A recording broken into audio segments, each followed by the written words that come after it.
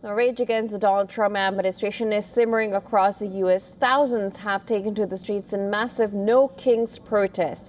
More than 3,100 No Kings demonstrations were planned across the United States, including in Washington, D.C. Heavily impacted by Trump's DOD job cuts and angry about deployment of the U.S. National Guard to their city, Washington, D.C. residents chanted "Fight Stephen Miller" and "No Kings" as they marched to the Fort MC Nair. It is an army base where the U.S. Homeland Security Advisor and the other officials, including Secretary of War Pete Hegseth and Secretary of State Marco Rubio, reside.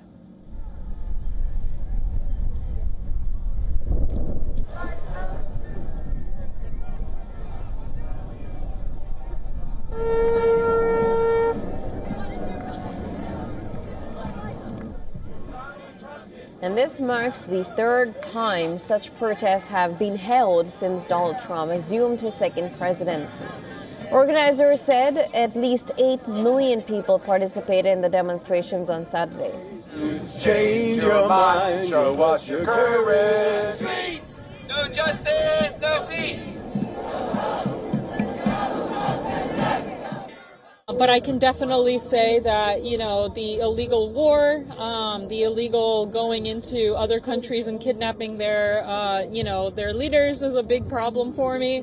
But also just there's a lot of stuff that's going on, too, with trying to pass the SAVE Act, which can disenfranchise a lot of voters as well, which, again, makes it much more difficult for people to vote.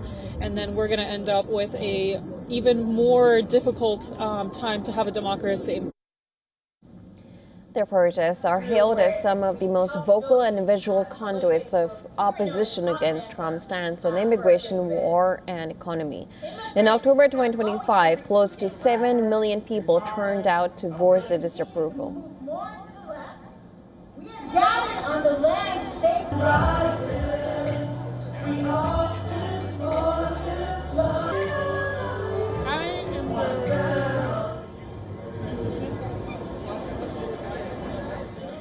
With the midterm elections later this year in the U.S., organizers say they have seen a surge in the number of people organizing anti-Trump events in deeply Republican states like Idaho, Wyoming, Montana, and Utah.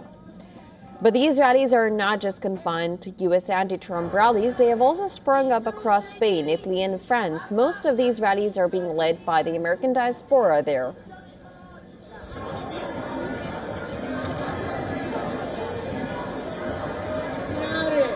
È stata resa disponibile da disability.